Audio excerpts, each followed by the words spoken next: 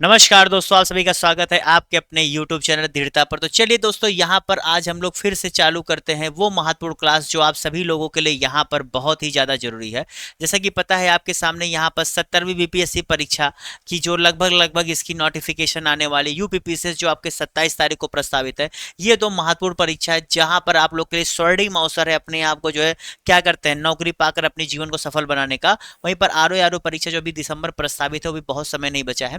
तो इन सब के लिए हम यहाँ पर बहुत ही मन से जो तैयारी कर रहे हैं, उसी कड़ी में डेली जो है आप लोग का सुबह 10 बजे प्रैक्टिस पेपर चलता है और शाम को 4 बजे आप लोग की सब्जेक्टिव क्लास होती है। कल भैया देखो, मैंने यहाँ पर प्रेसिडेंट और वाइस प्रेसिडेंट को बहुत ही अच्छे प्रश्नों के द्वारा और डिटेल में आर्टिकल वाइज एक एक चीजों को वहां पर आपका खत्म करा दिया है। अगर आप उतना पढ़ लेते हैं तो यकीन मानिए प्रेसिडेंट और वाइस प्रेसिडेंट से संबंधित कोई भी प्रश्न आएगा आप कभी भी गलत नहीं करेंगे। और उसी के लिए देखिए, मैंने पॉलिटी की जो क्लासेस पढ़ा थी उसकी प्लेलिस्ट भी बनाई हुई है। आप इसमें देखिए, आप जब क्लास देखते हैं ना तो यहीं पर एक आपका ऐसे पॉइंट होता है, यहीं पर आपका ऐसे आता है जो है लिख करके कि पॉलिटी प्रैक्टिस क्या ना प्रैक्टिस सेट का जो है प्लेलिस्ट। और वहां पर जा करके क्लिक करेंगे तो वहां पर भी आपको जो है प्लेलिस्ट पे जा चले जाएंगे, या फिर आप मेरे इसी वीडियोज पे जाइए, चैनल पे जाइए, वहाँ प्लेलिस्ट होगा, वहां पर जा करके आप देख सकते हैं। वहां पर मैंने पॉलिटिक्स जितनी क्लासेस बनाई है सब जो है आपको प्लेलिस्ट के अंदर देखने को मिल जाएंगे। आपको समझ में देखो, एक चीज जान के चलो, फिर से बता दूं, आपका जो बीपीएससी या यूपीपीसीएस है, आरओ की बात नहीं करूंगा, इसमें भैया पॉलिटी का वेटेज अच्छा खासा होता है, ये बात आप जान लीजिए। क्योंकि यहाँ पर पॉलिटी के वेटेज अच्छे खासे होते हैं और अच्छे खासे प्रश्न पूछे जाते हैं, बहुत डायरेक्ट बेस्ड प्रश्न नहीं होता है। तो इसलिए आप पॉलिटी को थोड़ा सजगता से पढ़िए, बहुत इंपॉर्टेंट है। कम से कम ये मान के चलिए यूपी पीसीएस में भैया पिछली बार 16 से 18 प्रश्न के बीच में आपका पॉलिटी से आया था। जी भैया, ऐसे ही प्रश्न आते। तो इस चीज के लिए मैं यहाँ पर मेहनत कर रहा हूँ सब्जेक्ट वाइज जो है। अंतिम समय में मैं आपको हिस्ट्री कवर करूंगा और करंट अफेयर्स, दो तीन चार सब्जेक्ट्स ऐसे हैं ना, देखिए एक चीज समझ लीजिए, science, geography, polity, history, current affairs, मैं कह रहा हूं ये 5 सब्जेक्ट तुम गिन के रख लो, ठीक है। इसी से तुम्हारा कट ऑफ निकल जाएगा, अब जान के चलो तुम। मतलब ये सब्जेक्ट अगर तुमने अच्छी पकड़ बनाए तो कट ऑफ निकाल लोगे। बाकी ये सब्जेक्ट तो पढ़ ही रहे हो, प्रैक्टिस कर रहे हो, करोगे, लेकिन बताओ ये 5 सब्जेक्ट तुम्हारे कट ऑफ निकालने के लिए इनफ है। तो भैया इसलिए जो है ये इंपॉर्टेंट क्लासेस ध्यान से देखिए और जो यहाँ पर पढ़ाया जाए उसे समझिए, ठीक है। चलिए भैया, आज के पहले प्रश्न की तरफ बढ़ते हैं। क्या है, निम्नलिखित में से कौन कुतुब उपनाम से जो है आपका फारसी में कविताएं लिखता था, बताइए। कौन भैया कुतुब उपनाम से जो है आपका यहाँ पर फारसी में कविताएं लिखता था, बताइए इसका सही जवाब क्या होगा।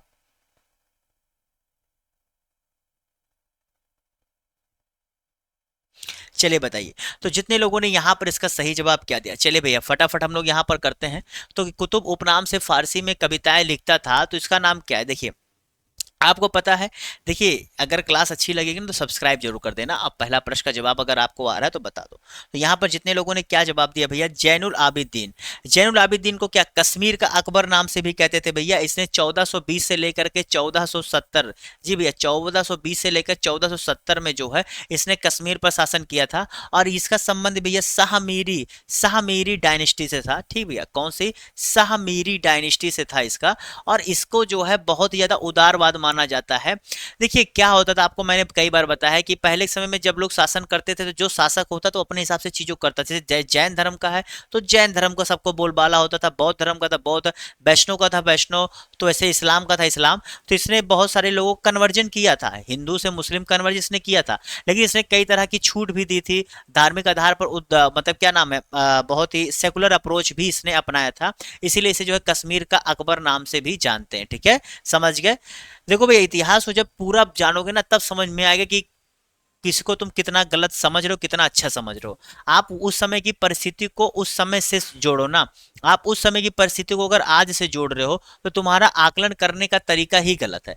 यानी कि तुम बात कर रहे हो कि तुम्हारे पिताजी तुम्हारे बराबर मोबाइल के बारे में जानकारी नहीं रखते हैं, तो यानी कि तुम मूर्ख हो। क्यों? क्योंकि तुम्हारे पिताजी का एक जनरेशन गैप आ गया, तुम उस जनरेशन से तुम एक तुलना नहीं, यानी कि जो होता नहीं कि बेसिस जिसे कहते हैं बेस, यानी कि जो तुम्हारा क्या कहते हैं कंपैरिजन बेस है वही तुम्हारा गलत है। क्योंकि तुम गलत कंपेयर अपने जनरेशन से करोगे तुम्हें कितना पता है, ठीक है, ये चीज होती है। इसलिए हम 1470 की चीजों को आज 2021वीं शताब्दी से नहीं जोड़ सकते। ये मैं एक बताने का प्रयास कर रहा हूँ क्योंकि बहुत सारे लोग ऐसी फालतू की बातें करते हैं। तो चलिए भैया, जितने लोगों ने क्या यहाँ पर परसीवल स्पीयर, जी भैया इसने क्या कहा था, इसने दरअसल ये कहा था कि जो खुली और निर्लजतापूर्ण लूट, दरअसल आपको पता है कि आपके जो है 1765 से लेकर के, एक मिनट, हाँ, 1765 से लेकर के 1772 तक आपको पता है कि जो है आपके बंगाल में जो है क्या द्वितीय शासन था, जिसमें निजामत और जो दीवानी थी वो दोनों आपके कौन भैया, आपका क्या नाम है, वही करते थे, क्या नाम इनका, अंग्रेजों के पास ही था, ठीक है। तो ये जो है द्वितीय था, तो ये यहाँ पर ये आपको पता होना चाहिए कि ये दोनों चीजें दोहरी शासन थी, निजामत और जो है लेने का और दीवानी दोनों जो है आपके किसके पास आ गई थी भैया, अंग्रेजों के पास आ गई थी। तो 1772 में फाइनली खत्म कर दिया गया था। इससे बहुत नुकसान हुआ था राजस्व का, एक हिसाब से ये लूट थी, बिल्कुल बात सही। अगर आप इसके बारे में पढ़ेंगे तो अंग्रेजों ने इसका बहुत फायदा उठाया था। एक तो यहां से पैसा लेते थे, ऊपर से जो आपके क्या नाम है आने जाने का जो तमाम पासेज होते थे उससे जो टैक्स होता था उस सब का भी छूट नहीं लेते थे। तो भैया आराम से बहुत ज्यादा कमाए थे, ठीक है। चलो अगला प्रश्न बनते हैं, निम्नलिखित में से बताइए, इसका जो है काल क्रमानुसार इन्हें व्यवस्थित करना, आपको काल क्रमानुसार व्यवस्थित कीजिए, बताइए सही विकल्प का चयन क्या होगा। सेंट्रल लेजिस्लेटिव असेंबली कांड, हिंदुस्तान रिपब्लिक एसोसिएशन, सैंडर्स की आस्था, या चटगांव आर्मरी कांड। रेड, बताइए इसका क्या होगा। तो सेंट्रल लेजिस्लेटिव असेंबली कांड।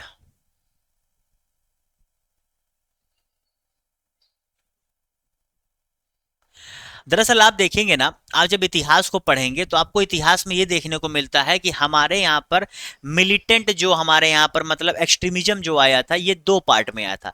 एक तो जब हम लोगों ने 1905 का, जब हम लोगों ने अब क्या कहते हैं 1905 का फेज था जब वो क्रॉस किया था, तब उसका जब हम लोग का नॉन कोऑपरेशन मूवमेंट के बाद आया था। तो दो पार्ट में हम लोग का जो है यहाँ पर आया था। तो इसमें जो आप ज्यादातर चीजें देख रहे हैं सेकंड पार्ट की चीजें, कौन से सेकंड पार्ट की चीजें, ठीक है। तो यहाँ पर भैया इसका सही जवाब क्या हो जाएगा। आप लोग अगर इतिहास सही से पढ़ें तो आप समझ रहे होंगे मैं कहां पर आपको ले जा रहा हूं, ठीक है। तो जितने लोगों ने यहाँ पे इसका सही जवाब क्या, 2 3 1 4 जवाब दे और सही कर लीजिए। जी भैया, सबसे पहले आपका हिंदुस्तान रिपब्लिकन एसोसिएशन की स्थापना हुई थी, जो 1928 में हुई थी। कब भैया, 10 सितंबर 1928 को। ओके, उसके बाद वहीं पर आपका दूसरे नंबर सैंडर्स की हत्या की गई थी, जो 17 दिसंबर को हुई थी भैया। सैंडर्स की हत्या 17 दिसंबर को हुई थी। ये भी भैया आपका कब हुई थी, 1928 में ही हुई थी। कब, 1928 में ही हुई थी। वहीं आपके सेंट्रल लेजिस्लेटिव असेंबली कांड आपका 1929 में हुआ था। और वहीं पर आपका भैया चटगांव आर्मरी कांड आपका 1930 में हुआ था, ठीक है। तो आप समझ गए ना मैंने क्यों कहा ये सेकंड फेज की चीजें हैं, समझ गए। चलो अगले प्रश्न की तरफ बढ़ते हैं, बताइए इसका सही जवाब क्या होगा, फटाफट जवाब दीजिए भैया।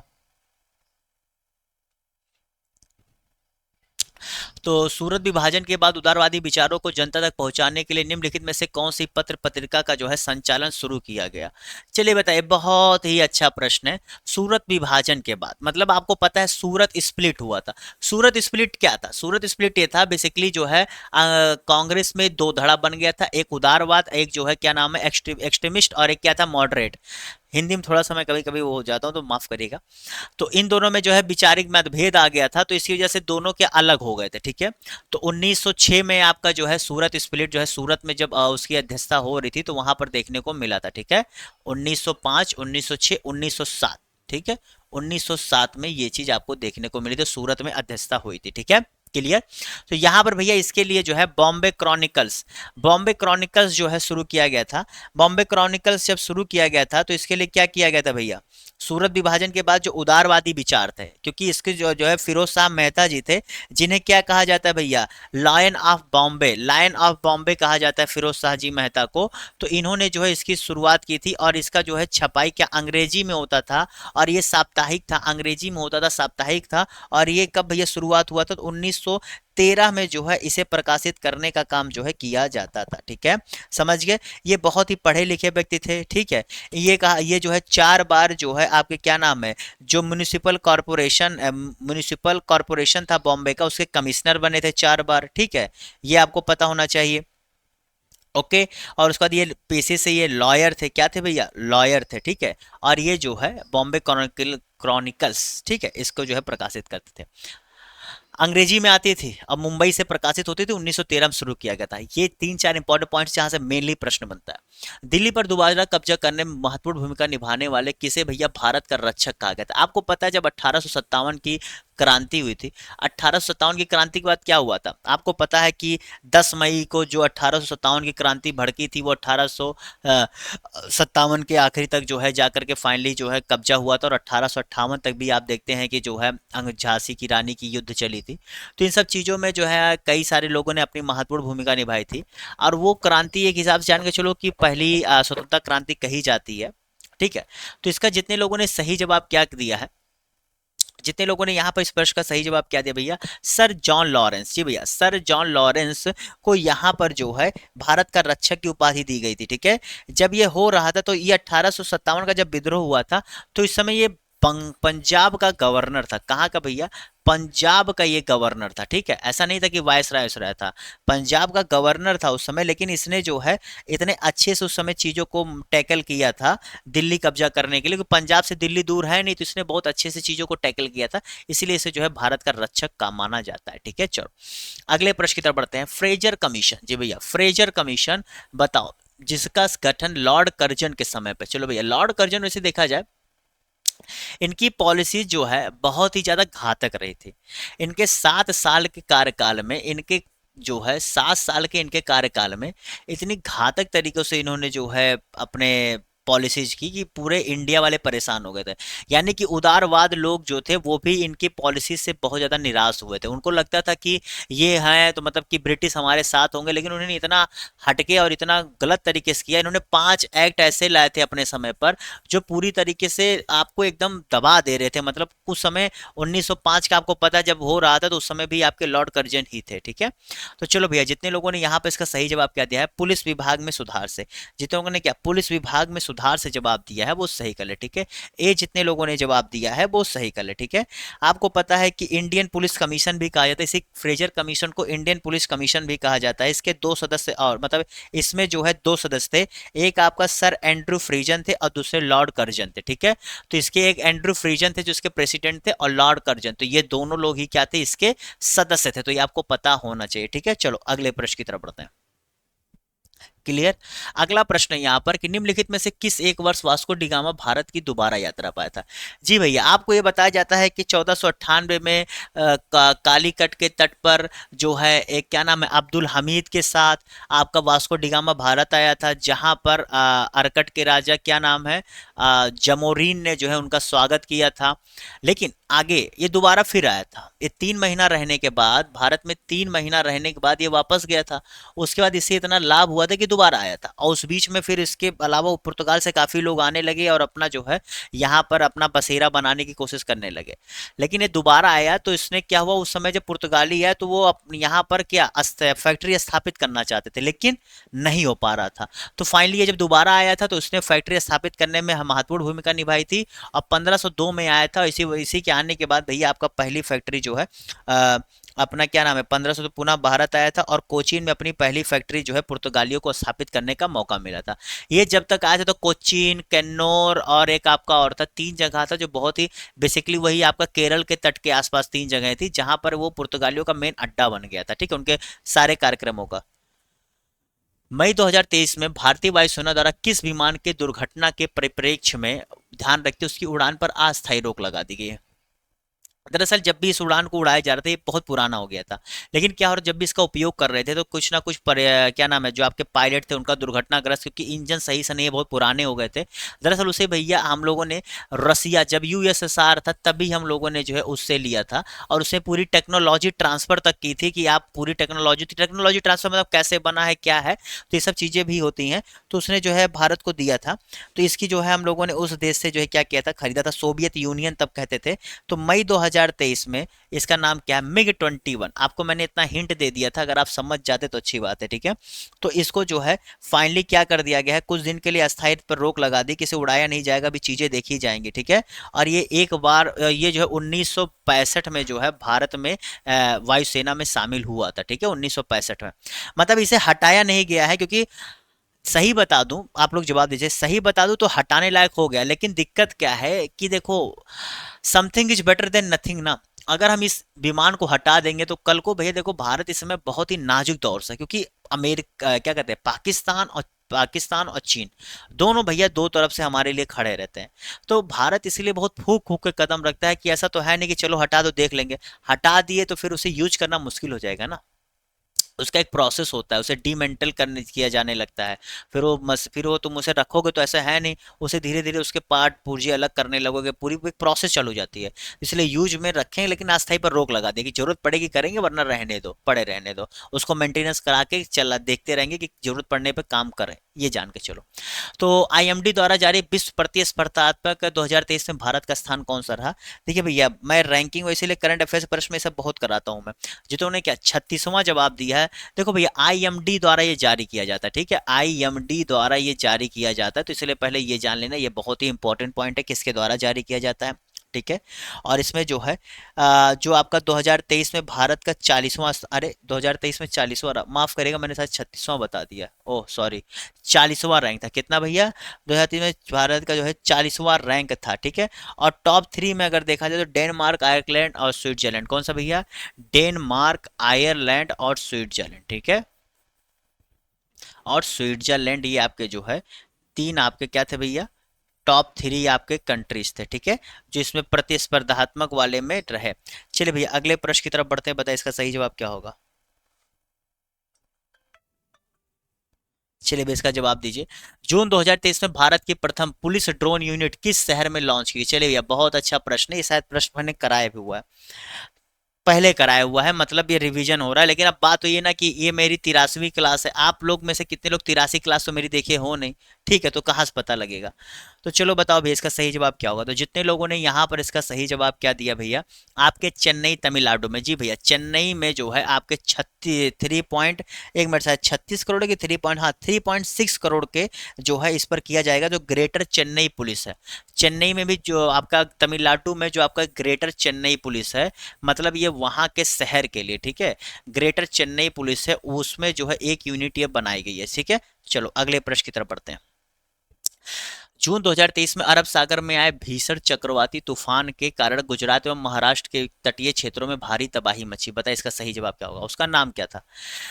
चलो भैया इतना तो पता होना चाहिए, ये सब तो देखो पता होना चाहिए, ये सब बहुत ही इजी बेस्ड प्रश्न है, अगर ये सब गलत करोगे तो कैसे होगा, ठीक है। तो जितने लोगों ने यहाँ पे इसका सही जवाब कहते हैं बिपरजॉय, दरअसल बिपरजॉय नाम दिया गया था आपके बांग्लादेश द्वारा, क्या? बांग्लादेश द्वारा, ठीक है। तो बांग्लादेश द्वारा जो यहाँ दिया गया था, जो आपके कहाँ पर, आपके कहाँ कहाँ देखो भैया किया था, गुजरात महाराष्ट्र, यानी कि अरब सागर में ये चक्रवात आया था, इसे ये भी तुम जान लेना, ठीक है। चलो अगले प्रश्न की तरफ बढ़ते हैं यहाँ पर। अगला प्रश्न यहाँ पर, चलिए जवाब दीजिए। मई 2023 में निम्नलिखित भारतीय राज्यों में से कौन सा एक मुख्यमंत्री तीर्थ दर्शन के बुजुर्गों को मुफ्त हवाई यात्रा, देखो वैसे ट्रेन से बहुत सारे करा रहे हैं लेकिन यहाँ हवाई यात्रा से कौन कराने जा रहा है, ये प्रश्न है, बताइए इसका सही जवाब क्या होगा मई 2023 में। तो जितने लोगों ने यहाँ पर इसका सही जवाब क्या दिया भैया, मध्य प्रदेश, जी भैया मध्य प्रदेश में उस वर्ष चुनाव था, और चुनाव को देखते हुए जो है यहाँ पर ये थोड़े से मजेदार चटाकेदार फैसले किए गए थे। अब देखा जाए कितने लोग को भेजा जा रहा है, भेजा तो जाएगा, ऐसा नहीं है, मैं मना नहीं करूंगा, लेकिन वो संख्या, वो अनुपात नहीं होगी ना, क्योंकि चुनाव में दिखाना कुछ होता है ना। मई 2023 में आसियान का 42वां शिखर सम्मेलन, आसियान का शिखर सम्मेलन, ASEAN ऐसे लिखा जाता है, ठीक है, इस कहाँ आयोजित हुआ था, बताइए इसका सही जवाब क्या होगा। तो भैया आसियान का शिखर सम्मेलन जो है आपके लाबुआन बाजो, कहाँ पर भैया, लाबुआन बाजो में जो है ये आपका किया गया था, लाबुआन बाजो। और इसमें 11वें सदस्य के रूप में भैया एक नया देश जुड़ा है, 11वें सदस्य के रूप में किया गया है लाबुआन बाजो, आपके इंडोनेशिया में, कहाँ पर, इंडोनेशिया में है। और 11वें सदस्य देश के रूप में तिमोर लेस्ते, आप लोग को अब मैप में जा करके देखना कि तिमोर लेस्ते है कहाँ, ये भैया आप लोग की जिम्मेदारी बनती है, क्योंकि ये होमवर्क जरूरी है, क्योंकि भैया आप लोग को पता है कि आपके जो है वर्ल्ड ज्योग्राफी से ऐसे टाइप के प्रश्न आते हैं, ठीक है। चलो अगले प्रश्न के बढ़ते हैं। 49वें G7 सम्मेलन 2023 के संबंध में यहाँ पर पूछ रहा, कथनों पर विचार कीजिए, बताइए कौन सा कथन यहाँ पर सत्य है, ठीक है, सत्य कथन आप लोग को यहाँ पर बताना है।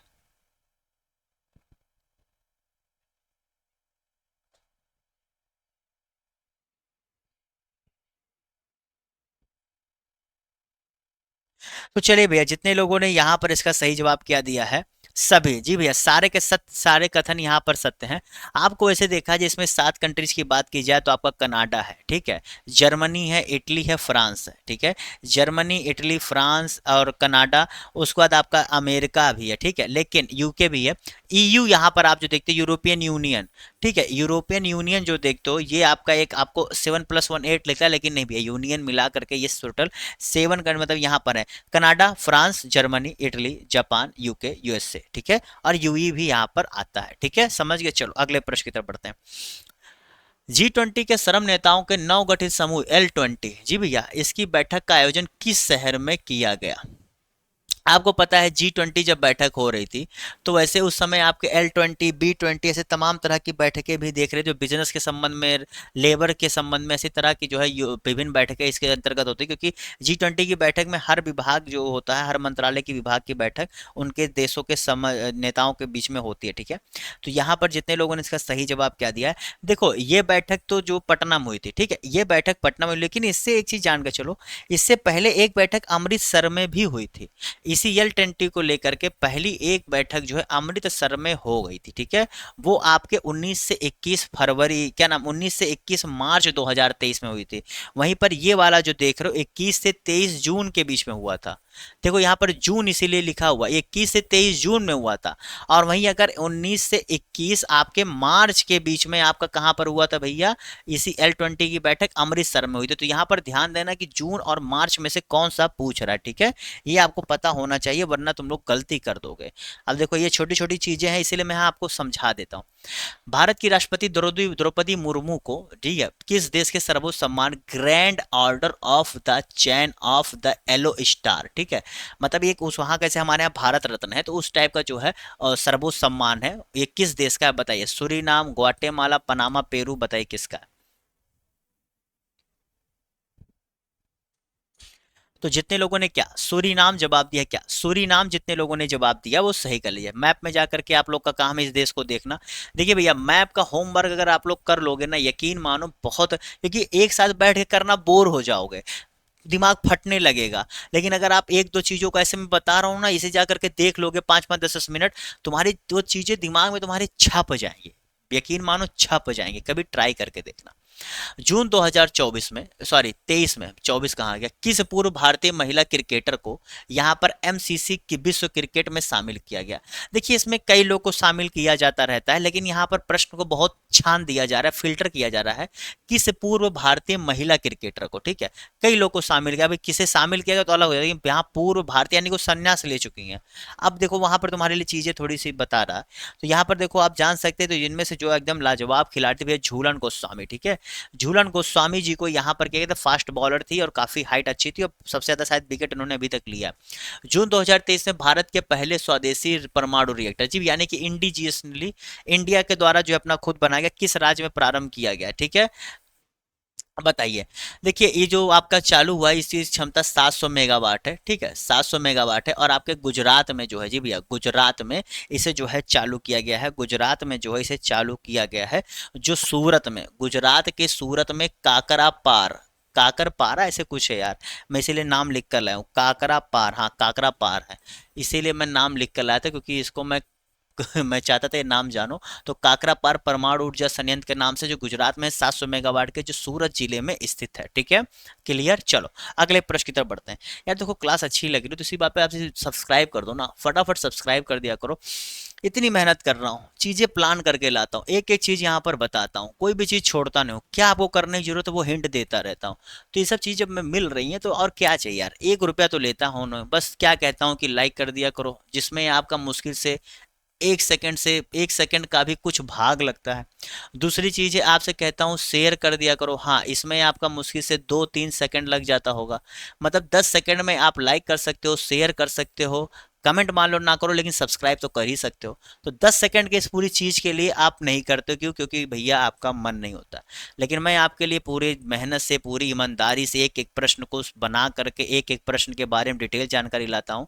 अगर इससे संबंधित कहीं से प्रश्न आ जाए या एग्जामिनर घुमाना चाहे तो आपका वो A1.33 नंबर आपका कहीं नहीं जाए, ठीक है। इसके लिए मैं यहाँ आपके लिए मेहनत करता हूँ, लेकिन आप लोग वो चीज़ नहीं करते जिसकी मैं आपसे थोड़ी सी उम्मीद करता हूँ। तो प्लीज़ यार, कम से कम कोई तुम्हारे लिए कर रहा है उसके लिए इतना करो, ठीक है। चलो बताओ, भारत की सबसे बड़ी निजी रेल कोच फैक्ट्री का उत्पादन भैया कहाँ पर किया गया? चलिए जवाब दीजिए, बहुत ही सुंदर सा प्रश्न है। तो जितने लोगों ने यहाँ पर इसका सही जवाब क्या दिया है, तेलंगाना। जी भैया, आपके तेलंगाना राज्य में जो है ये आपके जो है क्या नाम उत्पादन किया जाएगा, जो क्या नाम है, रंगा रेड्डी, ठीक है, रंगा रेड्डी जिले में, तेलंगाना के रंगा रेड्डी जिले में जो है आपके ये जो है क्या नाम है उत्पादन चालू होगा। इसकी क्षमता क्या होने वाली है, तो देखो भैया 500 कोचेज, 500 कोचेज और क्या कहते हैं 500 कोचेज और 50 जो है क्या नाम है आपके लोकोमोटिव्स, यानी कि जो आप ट्रेन का इंजन देखते हो, ठीक है, ये हर साल जो है इसके द्वारा बनाए जा सकेंगे, ठीक है, समझ गए? ओके, समझ गए। चलो आज के आखिरी प्रश्न की तरफ बढ़ते हैं और इस क्लास को यहाँ पर खत्म करते हैं। बताइए आखिरी प्रश्न क्या है?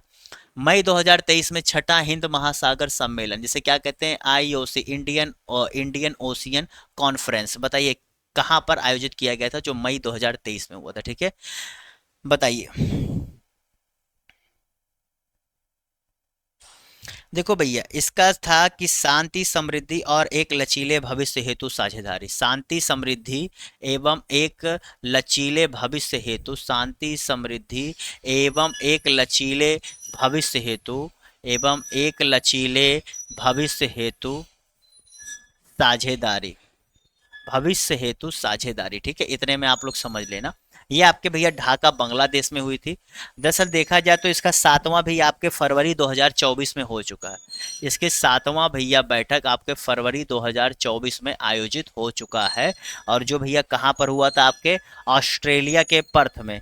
कहाँ पर भैया? ऑस्ट्रेलिया के पर्थ में आपके 7वां हिंद महासागर सम्मेलन आयोजित हो चुका है, जो फरवरी 2024 में हुआ था, ठीक है। अब चलो भैया इसी के साथ इस क्लास को ही समाप्त करता हूँ। उम्मीद करता हूँ एक एक पॉइंट जो मैंने आपको यहाँ पर 20 प्रश्नों में बताया है, फिर कह रहा हूँ अगर आपके इन 20 प्रश्नों में, मैं ज़्यादा नहीं कहूँगा, अगर आपके 16 सही हो गए, यकीन मानो तुम्हारा प्री क्वालिफाई कर होने से कोई नहीं रोक सकता, किसी के औकात नहीं तुम्हें मना कर दे, लेकिन 16 क्वेश्चन अगर सही होंगे तब, क्योंकि ऐसे जो प्रश्न लाते हो बहुत ही एनालिटिकल हैं, बहुत ही अच्छे प्रश्न हैं। इन्हें जब तुम अगर सॉल्व कर ले रहे हो तो प्रीवियस ईयर क्वेश्चन पेपर उठाना। आप लोग को अगर लगता है कि यूपी पीसीएस छात्रों के लिए, मैं यहाँ पर स्पेशली बता रहा हूँ, यूपी पीसीएस छात्रों के लिए आपको अगर दिक्कत होती है, तो मैंने 3 साल का आपका जो है प्रीवियस ईयर क्वेश्चन पेपर 21 22 का सॉल्व कराया हुआ है प्ले लिस्ट के जरिए। 23 का भी है, लेकिन उसको मैंने प्ले लिस्ट में नहीं जोड़ा है, वो भी है, ठीक है। तो आप उसे देख सकते हैं, समझ सकते हैं कि क्या कैसे है, ठीक है। चीज़ें बहुत ही ऑर्गेनाइज तरीके से मेरे चैनल पर मिलती हैं। हाँ, अगर थोड़ी मोड़ी लेट होती है तो उसका कारण होता है कि मैं आपके लिए छान करके चीज़ें ला रहा हूँ, ठीक है, तो इसीलिए, क्योंकि यहाँ चीज़ें फ्री पढ़ाई जाती है, मैं सब अकेले करता हूँ, तो इसीलिए थोड़ा सा देर हो जाता है, क्योंकि मैं आपसे कोई पैसा तो लेता हूँ नहीं, आपको फ्री में चीज़ें प्रोवाइड कराता हूँ, और जो लाता हूँ बहुत अच्छे से लाता हूँ, एक फ़िल्टर तरीके से लाता हूँ कि आपके लिए उतने समय में आपको ज़्यादा मिल जाए, ठीक है। इसीलिए भी पॉलिटी क्लास जो चल रही है शाम को 4 बजे से देखो, ध्यान से पढ़ो, और हाँ अगर अभी तक सब्सक्राइब नहीं कर दो, क्योंकि भैया केवल पढ़ाई, जानकारी, सब चीज़ें यहीं पर मिलती हैं, और खास करके वो चीज़ ज़्यादा मिलती है जो आपको अच्छा बनाए। टाइम पास चीज़ें थोड़ी सी कम होती है, कि जो मुझे लगता है टाइम पास उसे मैं छोड़ देता हूँ, मैं कहता हूँ उसके लिए दुनिया में 72 चैनल पढ़ें, ठीक है। तो इसके साथ bye bye, tata, see you. फिर मिलूंगा आप सभी से कल सुबह 10 बजे और शाम को 4 बजे। आज शाम को 4 बजे फिर मिलेंगे, तब तक के लिए good bye, have a good day, bye bye, tata, see you, good bye, और सब्सक्राइब कर देना, बाय।